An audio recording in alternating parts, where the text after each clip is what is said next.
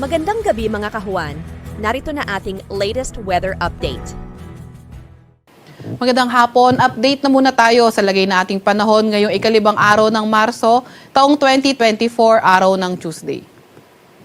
Sa kasalukuyan, itong easterlies pa rin o yung mainit na hangin galing karagatang Pasipiko yung nakakaapekto sa ating bansa. At itong mga kaulapan nga dito sa may bandang Mindanao area, dulot din yan ng easterlies at ito yung nagdadala ng maulap na papawirin, mga kalat-kalat na pagulan, pagkidlat at pagkulog sa may Davao Region, pati na rin sa may Surigao del Sur. Kaya ating mga kababayan na nakatira sa areas na yan ay pinag-iingat nga natin sa mga banta ng pagbaha at pagguho ng lupa, lalo na tuwing katamtaman hanggang sa paminsan-minsan malalakas yung mga pag-ulan.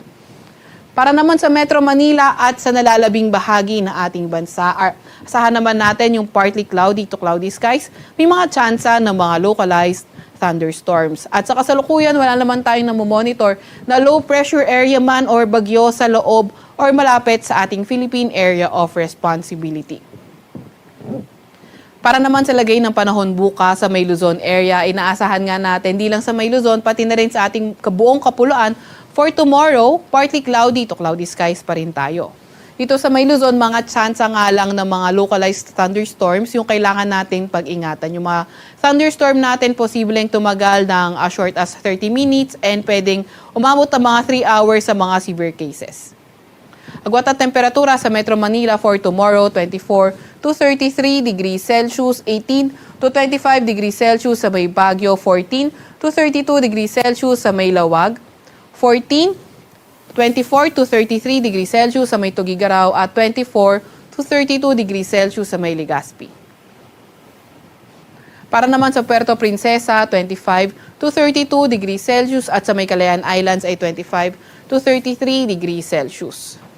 Sa Visayas at Mindanao, inaasahan nga rin natin yung bahagyang maulap hanggang sa maulap na papawirin, may mga tsansa ng mga localized thunderstorms. Sa ating mga kasamahan sa Regional Services Division, maglalabas ng mga thunderstorm advisory, rainfall advisory o hindi kaya heavy rainfall warning kung kinakailangan.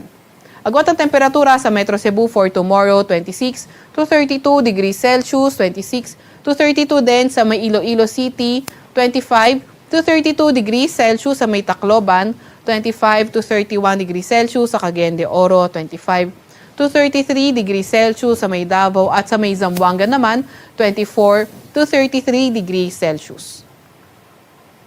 Wala pa rin naman tayong nakataas na gale warning sa kahit na anong baybayin ng ating bansa. Sa Kalakhang, Maynila, ang araw ay lulubog mamayang 6:05 ng gabi at sisikat bukas ng 6:10 ng umaga.